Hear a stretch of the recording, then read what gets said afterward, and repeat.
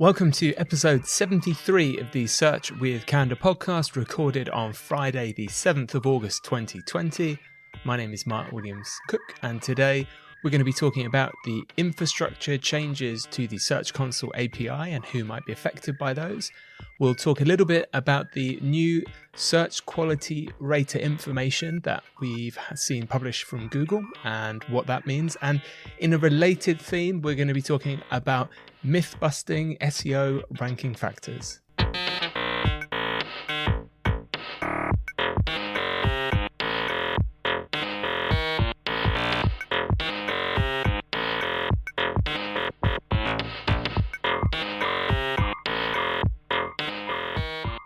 This piece of news probably only affects a small percentage of our listeners, but for those that are using the Search Console API, hopefully you already know about this announcement. It was only made yesterday at the time of recording, so it was made yesterday on the 6th of August, but it's pretty important just to be aware of. So again, as usual, I will link to the Google announcement on our show notes, which you can find at search.withcandour.co.uk. But this blog post just talks through three things that are going to be changing with the Search Console API. Two of them, it looks like you might need to take action for. One, it seems unlikely. So if you're not someone that's querying the Search Console API yourself, or you don't kind of look after a tool that does that, then you don't need to worry about this bit. It can be purely of interest for you. If you are querying the API or doing stuff with your own data with it, maybe for like a WordPress plugin, there's three changes you need to be aware of. So this is what the blog post says about the three changes. So number one is changes on Google Cloud Platform dashboard. And from this, it says we're going to see a drop in the old API usage report and an increase in the new one. That doesn't actually seem to kind of directly impact anyone in terms of you need to do anything, but the next two changes, you may well need to change something at your end. So the second one is API key restriction changes. So if you've previously set up API key restrictions, you might need to actually change them to make them continue working. I'll talk a little bit more about that in a second. And their third point is discovery document changes, which they say if you're querying the API using a third-party API library or querying the webmaster's discovery document directly, you will need to update what you're doing by the end of the year. There is a note that other than these changes, the API is backwards compatible. So this means as long as your API key stuff is sorted and the third-party API querying is sorted, nothing, fingers crossed, should break. So I'm going to skip over the first one as it just seems to be a reporting thing, but the API restrictions and discovery document changes I'll quickly go over now and tell you what they have to say. So the API key restriction changes. The blog post says, as mentioned in the introduction, these instructions are important only if you query the data yourself or provide a tool that does this for your users. To check if you have an API restriction active on your API key, they give you a link to follow some steps. But basically, you need to make sure that your Search Console API key is not restricted. If you have a restriction on your API key, you need to undo that and make it unrestricted by August the 31st. So that's only actually 3 weeks' time, so not very long to change that.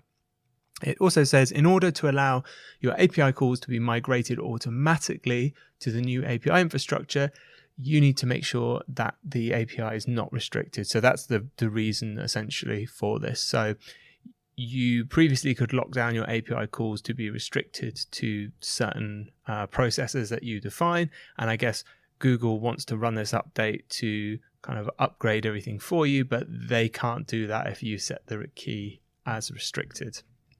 So they give you a guide, which we'll link to on how to do that. And second is the discovery document changes, which I've read through this and it's not crystal clear to me, I think, what's happening here. So they say if you're querying the Search Console API using an external API library or querying the webmaster's API discovering document directly, you will need to take action as we'll drop the support in the webmaster's discovery document. Our current plan is to support it until the 31st of December 2020, but will provide more details and guidance in coming months. So it looks like they are dropping support on some external API libraries, although that's not 100% clear. So very much worth keeping an eye on that and any future announcements and guidance they do give as to how you need to now access the Search Console API.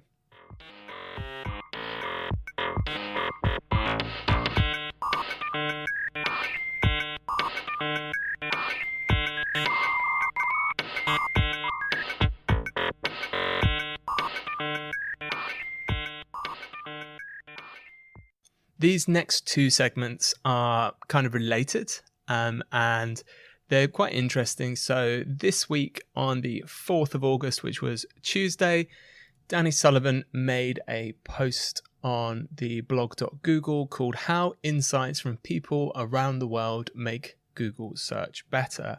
And of particular interest in this post he did was talking about search quality raters. And I strongly suspect that this clarification, because there's nothing particularly new in here, but this clarification probably is coming up as in our last episode, even we were talking about Google search ranking factors and how they use data from users and click data, especially with the commission hearing that's been happening with the online marketplace dominance. And I think Google's just trying to solidify their position about what they actually do and what data they use. And it's good to have an up-to-date source stating this, I think, fairly clearly. So I'm just going to read this verbatim, as I think it's important that, as with anything Google publishes, there are several ways you could interpret this, and I'll give you my interpretation along with the next segment that's related to this. So the post says, every Google search you do is one of billions we receive that day. In less than half a second, our systems sort through hundreds of billions of web pages to try and find the most relevant and helpful results available.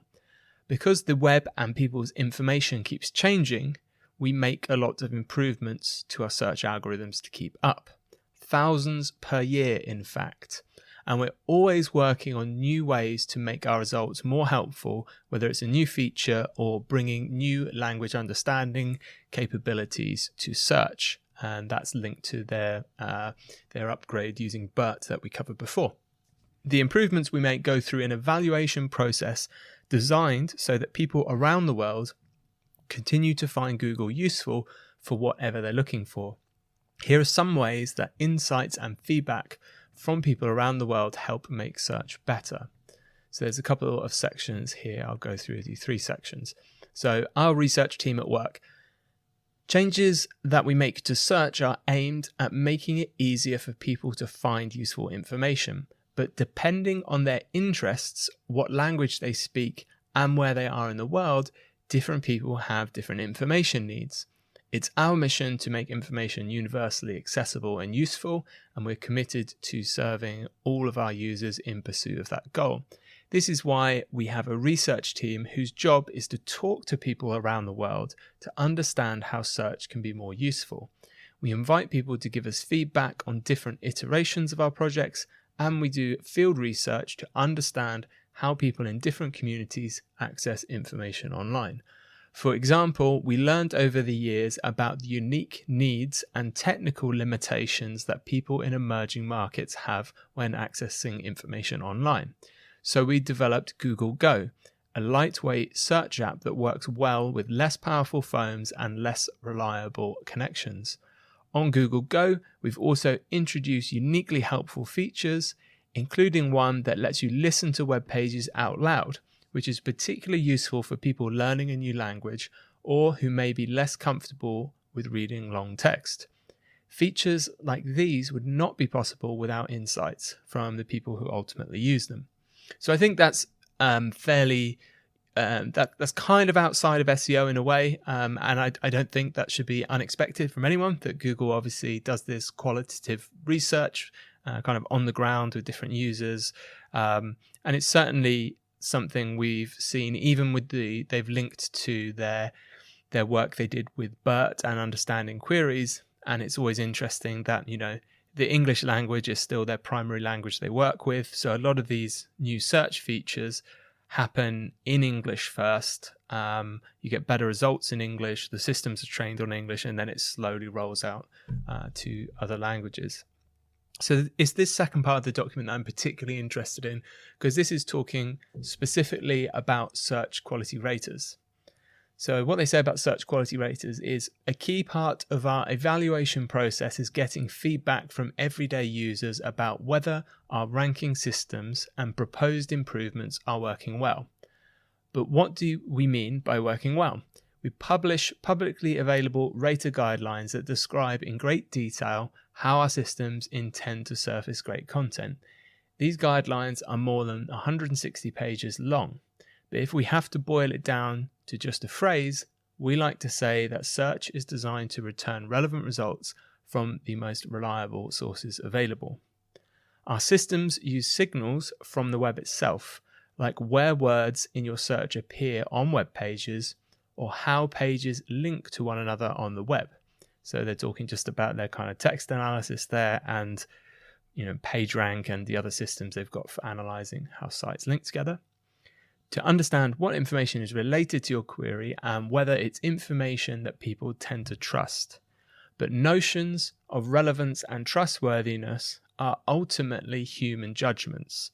So to measure whether our systems are in fact understanding these correctly, we need to gather insights from people. And I think that's a really interesting point to make, and for marketers, for web content writers, for SEOs to think about, which is that this notion of what is relevance, what is trustworthy, and what is a good result is subjective. It will change from person to person. So you could ask 100 people if you think a particular search result is good, and you may get different answers from all of them. So it's very difficult for them to train or build a search system that has the quote-unquote correct ranking when humans themselves can't even agree. And this is what I spoke about in the last episode around it didn't particularly surprise me to hear people talking about this search quality rater data being used to train this system, in terms of if lots of people say this set of pages is good for a particular reason, that you've got models that can then work out maybe what are the commonality between these pages that wasn't being considered before. So they go on and say, to do this, we have a group of more than 10,000 people all over the world we call search quality raters. Raters help us measure how people are likely to experience our results. They provide ratings based on our guidelines and represent real users and their likely information needs, using their best judgment to represent their locale. These people study and are tested on our rater guidelines before they can begin providing ratings. And then they go on to how ratings work. Here's how a rater task works. We generate a sample of queries, say a few hundred. A group of raters will be assigned this set of queries, and they're shown two versions of results pages for those searches. One set of results is from the current version of Google. The other set is from an improvement we're considering. Raters review every page listed in the results set and evaluate that page against the query based on our rater guidelines. They evaluate whether those pages meet the information needs based on their understanding of what the query was seeking, and they consider things like how authoritative and how trustworthy that source seems to be on the topic in the query. To evaluate things like expertise, authoritativeness, and trustworthiness, sometimes referred to as EAT, raters are asked to do reputational research on the sources. Here's what that looks like in practice. Imagine the sample query is carrot cake recipe. The results set may include articles from recipe sites, food magazines, food brands, and perhaps blogs. To determine if a web page meets their informational needs, a rater might consider how easy the cooking instructions are to understand, how helpful the recipe is in terms of visual instructions and imagery, and whether there are other useful features on the site like a shopping list creator or calculator for recipe doubling. To understand if the author has subject matter expertise, a rater would do some online research to see if the author has cooking credentials, has been profiled or referenced on food websites, or has produced other great content that has garnered positive reviews or ratings on recipe sites. Basically, they do some digging to answer questions like, is this page trustworthy, and does it come from a site or author with a good reputation? And here's the key thing I think that gets misunderstood. So they've titled up this section that says ratings are not used directly for search ranking. So once raters have done this research, they then provide a quality rating for each page. It's important to note that this rating does not directly impact how this page or site ranks in search. Nobody is deciding that any given source is quote-unquote authoritative or trustworthy. In particular, pages are not assigned ratings as a way to determine how well to rank them. Indeed, that would be an impossible task and a poor signal for us to use. With hundreds of billions of pages that are constantly changing, there's no way humans could evaluate every page on a recurring basis. Instead, ratings are a data point when taken in aggregate helps us measure how well our systems are working to deliver great content that's aligned to how people across the country and across the world evaluate information. And then they go on and say, last year alone, we did more than 383,605 search quality tests and 62,937 side-by-side experiments with our search quality raters to measure the quality of our results and help us make more than 3,600 improvements to our search algorithms. So I think that's obviously always interesting as well. So people talk about, has this Google update happened? Has this Google update happened? They are, as an industry, we're referring to what we call core ranking updates, which are essentially, noticeable big shifts in search that maybe target specific pain points. But actually in the background, we have, this is averaging out at 10 changes to the algorithm per day. And all of those incremental changes over the period of a year are likely to slowly change search, quite drastically. So it does become harder as well to get a grip on if something is changing, if your competitors start outranking you or you start ranking better, if actually that was something you did, or whether it's just the algorithms have adapted and now you're getting credit where it's finally due. And lastly, they talk about in-product experiments, and they say our research and rater feedback isn't the only feedback when we use when making improvements. We also need to understand how a new feature will work when it's actually available in search and people are using it as they would in real life. To make sure we're able to get these insights, we test how people interact with new features through live experiments. They're called live experiments because they're actually available to a small proportion of randomly selected people using the current version of search. So just last month, we were seeing some live result or some live experiments that people were reporting on where the first place Google ad and the first place organic ranking were both using a much larger font size. So they go on to say, did people click or tap on the new feature? Did most people just scroll past it? Did it make the page slower? These insights are helpful to us to understand quite a bit about whether a new feature or change is helpful and if people will actually use it. So this is again another way that Google is saying and has always said, look, we are using, user data, click data for search quality. And they're talking about this, in live experiments. They're saying, look, we use how people interact with these different features and layouts and ratings and whatever to see if it's working. And they go on to say, in 2019, we ran more than 17,000 live experiments to test out new features and improvements to search. If you compare that with how many launches actually happened, around 3,600, you can see that only the best and most useful improvements make it into search. So I thought this was, again, hopefully this shouldn't be anything new or kind of groundbreaking for anyone. But the key points I think to take away from this are that, yes, Google is still obviously using, as they have done now for years and years and years, these search quality raters. It does seem like that is now a very tried and tested way for them to improve their search quality and maybe, look at ways to use their internal tooling to make their algorithm better based on that essentially labeled data. I think it's particularly interesting how they've broken it down in this post, saying they, with their rater guidelines, they do things like kind of rate how good the page information is, and then they look at, is the author trustworthy? So they seem to have almost broken down, maybe there's this part of the algorithm that does this and this part that does this, and they're getting humans to, label data within those categories. So maybe they could feed that back to those parts of the system to see how they're performing and where the gaps are emerging or aren't.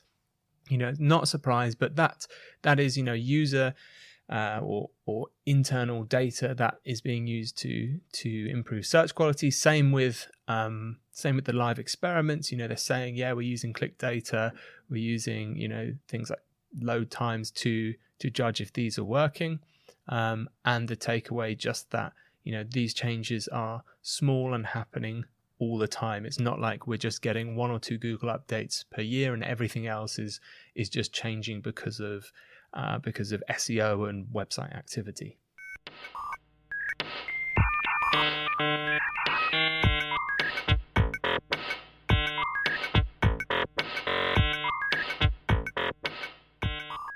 So out the back of all this, I want to finish on a segment that's it's kind of related, and I want to start with a tweet I saw from Cyrus Shepherd that said, if Google talked about cars the way they talk about ranking signals, and then he's kind of put a me as in him and Google conversation. So he says, me, does the car use gas? Google, it doesn't work like that. Gas is messy. It would be hard. Me, but I've literally seen you put gas in the car. Google, we may use gas for evaluative purposes. SEOs focus too much on gas. And, I understand this is a joke, and this is, Cyrus's way of saying that, Google can talk in a very roundabout way about how they are, using certain things within search. And, I probably am defending Google more recently than I ever have before. And not because I think Google's, super straightforward about everything. They're certainly not. And as I said before, it's definitely in their interest for, the wider population not to know how certain things are working. I've put my own version of this, which is, I think is fairer. So my conversation, if Google talked about cars the way they talk about ranking signals, would be me. Gas makes the car go faster, right? Google, lots of things make a car go faster. Me, but we have data showing that going faster uses more gas. Google, it's not a core way we generate speed. Me, well, I've added another gas tank on my car and now it's slower. And I think hopefully this example highlights, because we maybe understand cars a bit better, or some of us do, maybe not me. I probably know more about Google than I do about cars, but hopefully in general, people will know more about maybe the working of cars than Google's algorithm.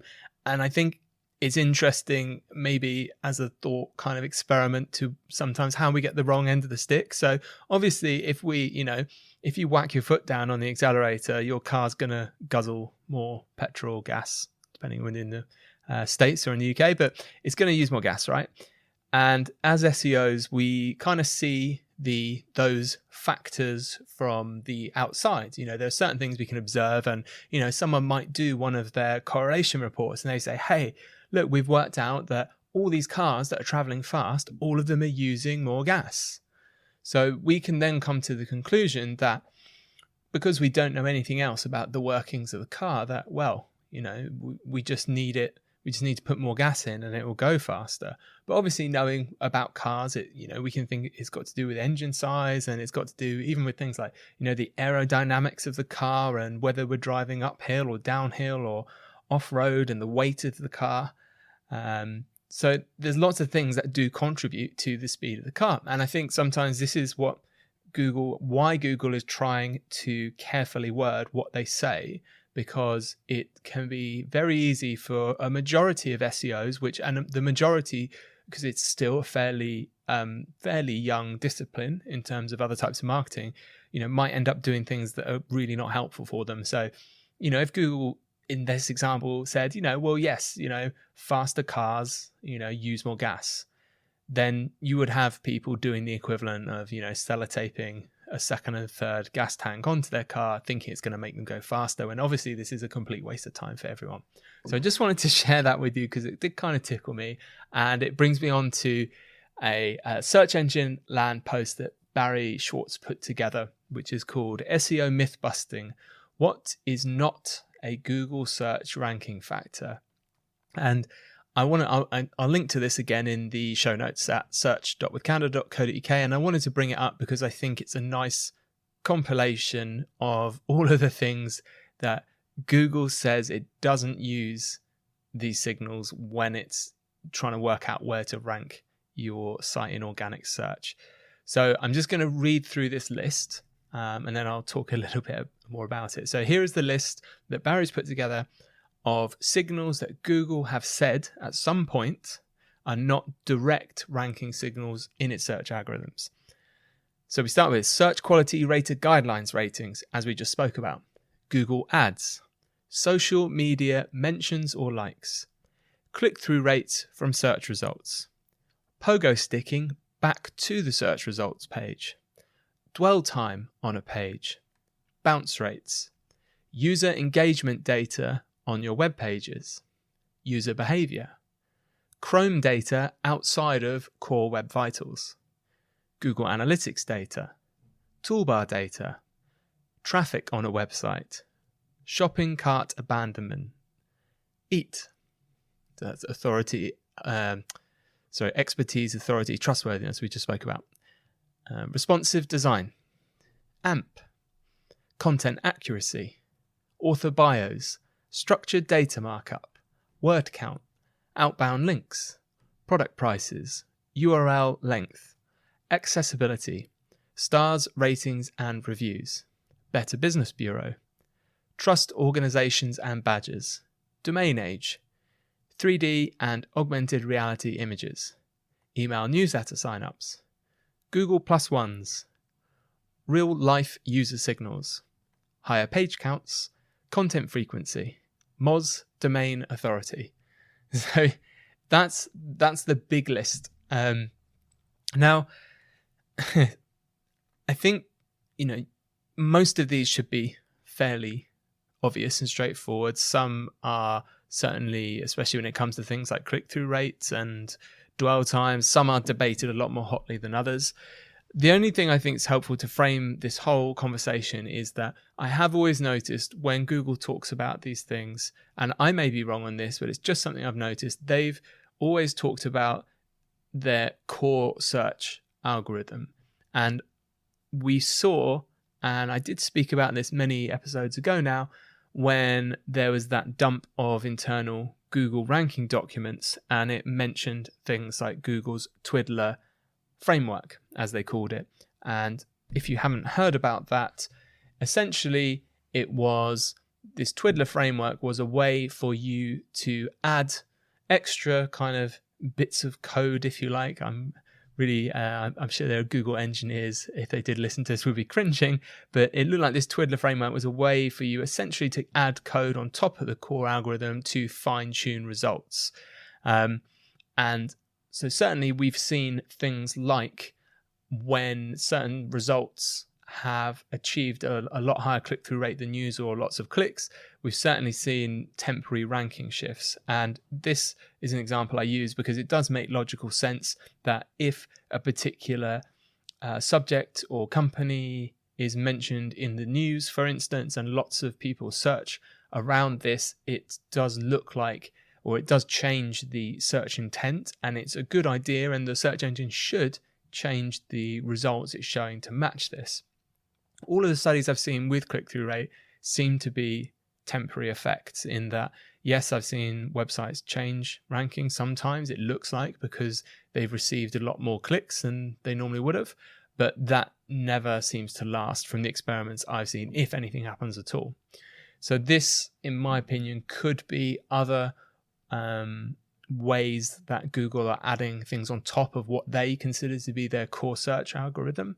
And certainly, we know for a fact, because of brilliant talks like Paul Ha has done, that things like the features we see in search are kind of added or generated after all the core ranking stuff is done. And that's arguable then about, from a user or SEO point of view, whether we consider that to be a ranking factor or a core ranking factor, because at the end of the day, it's what people type in and what they see first in Google. So whether or not you would consider that a core ranking factor, if you've got that big carousel at the top that everyone's clicking on, that's what we're interested in.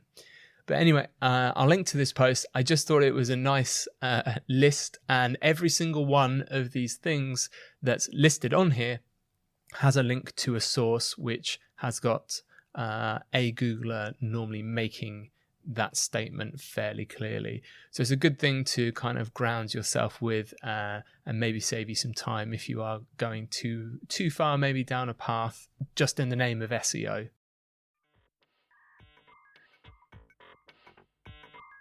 And that's all I've got time for this week. I will be back on Monday, the 17th of August. If you're enjoying the podcast, please leave a review, please subscribe, share it with a friend, share it with your mum, and I hope to hear from you, or I hope you'll listen in and hear me next week.